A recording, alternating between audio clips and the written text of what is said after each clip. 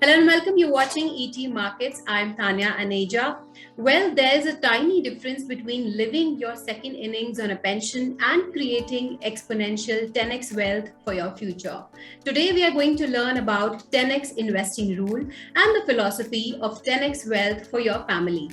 And to discuss this and much more, I'm going to be joined by a very special guest. We have with us Dr. Mohit Batra, who is the founder and CEO of MarketsMojo.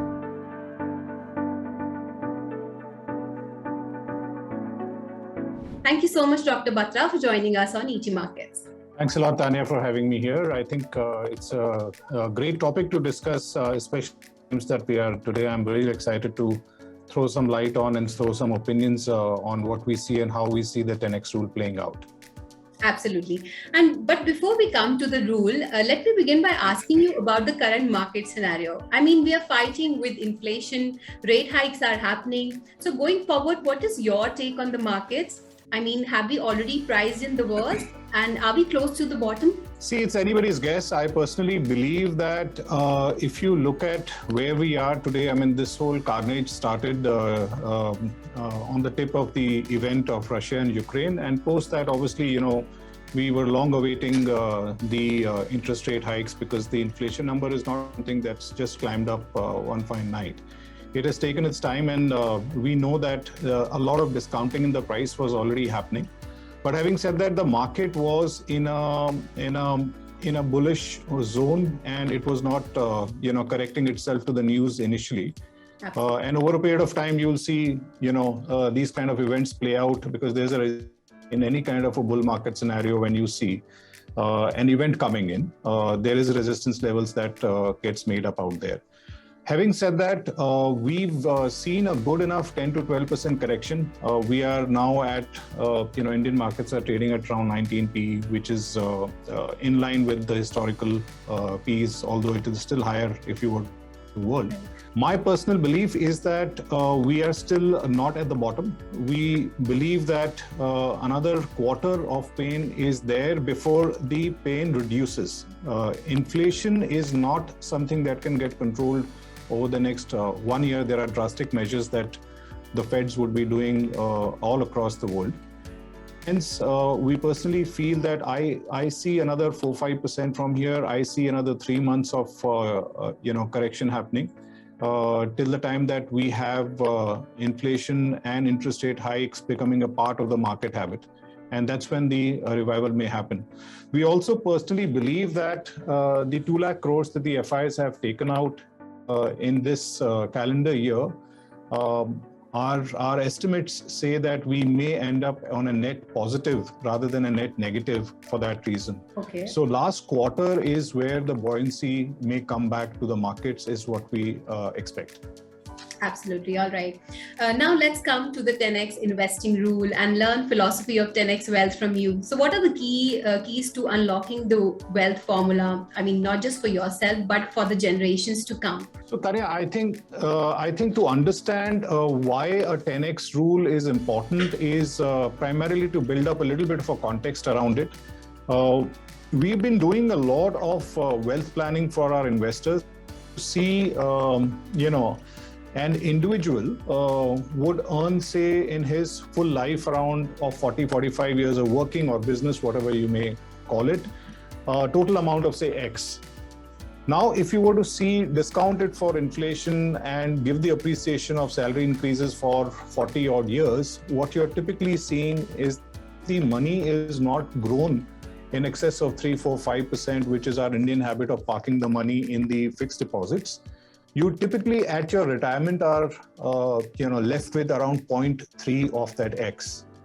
So the first thing that we tell our investors is that at least get the income back, which is income minus any expenses or any income.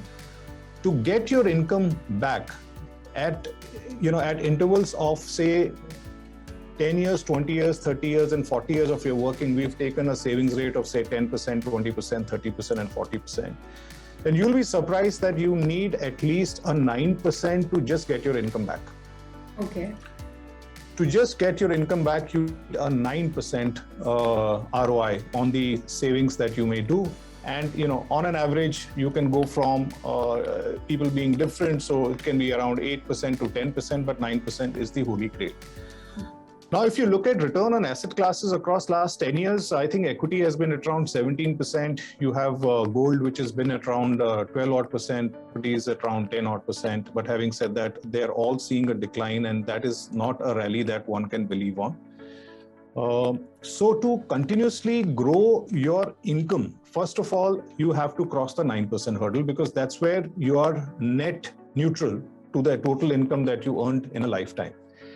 At a 20% CAGR, you are at a 10x of your income. So if you were to earn, say, 10 crores or 1 crore or 5 crores in your lifetime, whatever that amount may be, you actually go in and go at a 10x rule at a 20% CAGR. Now, our objective with all our investors is to try and tell them how a 20% CAGR can be achieved over a period of time. So now coming down to the investing rules. The first investing rules is that you need to have the right asset allocation. See, most often than not, what investors do is that they'll park 10%, 20% in a risky asset class, which is like equities.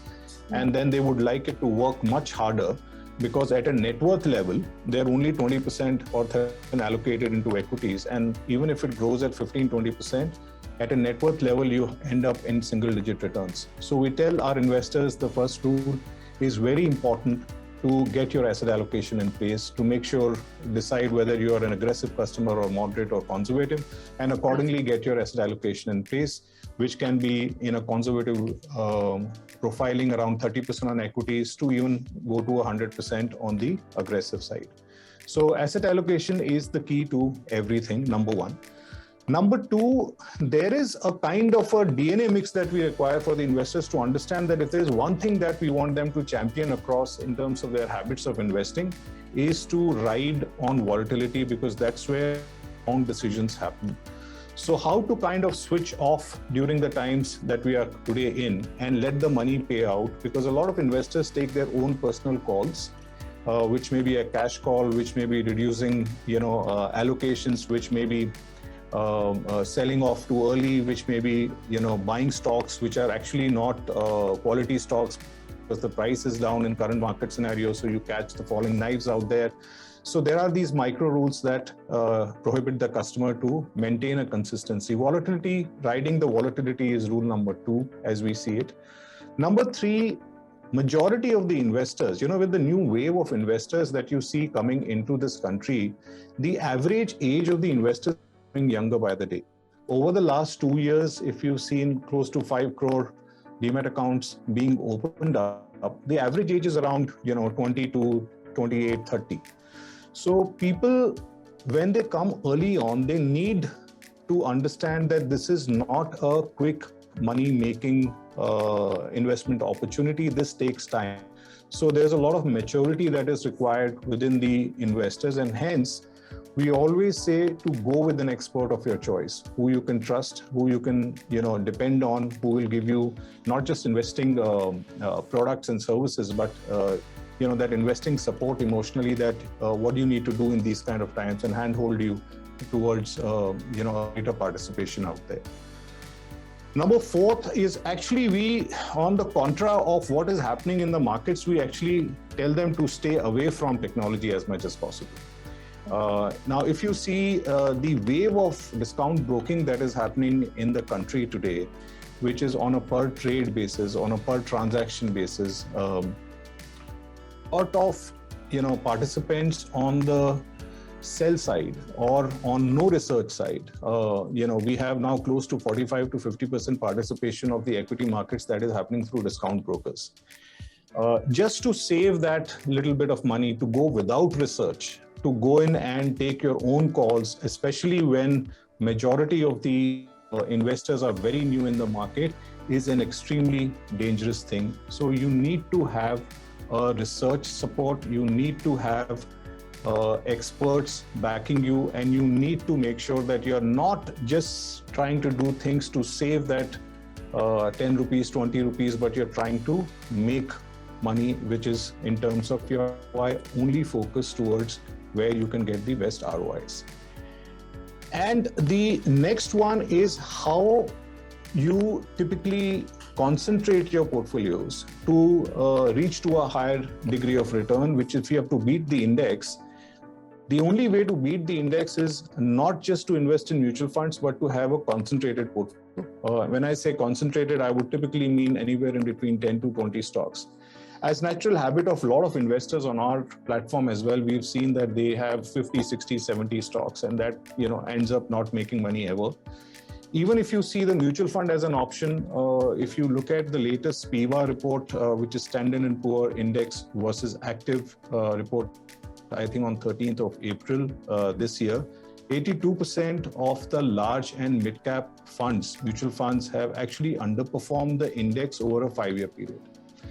So if you have to beat the index, if the index is at 12%, 13% CAGR, and you got to beat the index, then you have to have a concentrated approach of a stock portfolio, which 15 stocks. And then from there, you have to have an expert guiding you in terms of the whole psychology of managing this particular portfolio. It is very widely known that 80 to 90% of your return is not contributed just towards your quality of stocks. It is contributed towards the actions that you take, whether you get into early, whether you get out at a wrong time, whether you cash it out and sit and wait for the bottom to be built up in the market, whether you stay invested. So those are the soft skills which are never taught to our customers when they, our investors, when they typically tide the market. And I think our job has been to tell our investors in terms of what soft skills what behavioral you need to have to be a successful investor. So these are, the broad rules that we discuss out there. And the last and the most important rule is that nobody has been able to make money in the equity markets consistently over a period of 30, 40, 50 years if you do not have two essential commodities, which is patience and discipline. Patience to make sure that you have the courage to, tide over the volatility, and discipline to ensure that you are following the advice meticulously and you are not involving your personal emotions to come and take decisions during such times. I mean, we ask millions of investors today that if the market, they were 6 months back, they were looking at, can they get in 10% cheaper? Today, the markets are 10% cheaper, maybe another 5% from here, 7%, who knows? But if I were to advocate a philosophy of trying to get good, portfolios, good stocks at this price, I think there's no better time, especially over the next 3 months, if there is, any correction coming in.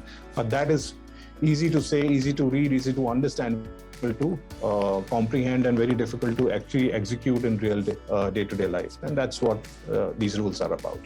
Absolutely, Dr. Batra. Actually, couldn't agree more.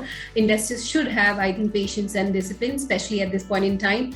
And also, if someone is planning to put 10 lakh rupees right now, so which is the ideal medium according to you, and what should be the asset allocation strategy? See, asset allocation strategy is typically very dependent on the client's risk profiling and risk appetite. So there cannot be one generic answer to it. But let me just pick up the case of an aggressive customer or a moderate customer. A moderate customer typically should look at least a 50% participation in equity markets and remaining 50% in debt and fixed income opportunities. I do not take FDs as a debt opportunity. I think parking money in fixed deposits is the safest way of losing it. Parking money with the bank is the safest way of losing it as far as investment return and ROI is concerned. So if you were to look at building up a 10 lakh portfolio today, and if it is an aggressive customer, I would typically say that invest 2.5 lakhs each in concentrated model portfolio over the next 4 months, not as an SIP, but as you take in today, and if you feel that the market dips another 3-4%, you get a bunch of 2.5 lakhs, and so on and so forth. So it is not a time-based investing, it is a milestone-based investing, that if you invest today and if you feel that the market is correcting further, you put in the next tranche out there.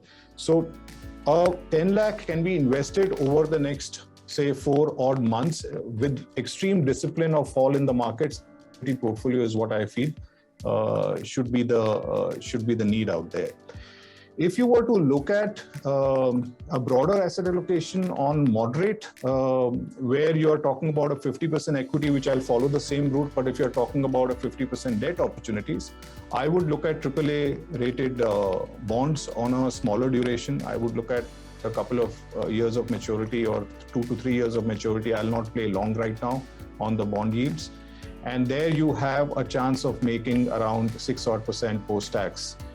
So that is, typically 50% more than the money that you earn in your fixed deposits in the bank. So I would say that play the short-term bond strategy if you were to look at a moderate profile, but please play the 3 to 4 month allocation strategy with 10 lakhs on equities if you were to look at getting extremely good prices over the next couple of months. Absolutely. And on that wonderful note, thank you so much, Dr. Batra, for taking the time out, sharing your valuable thoughts. Thanks a lot.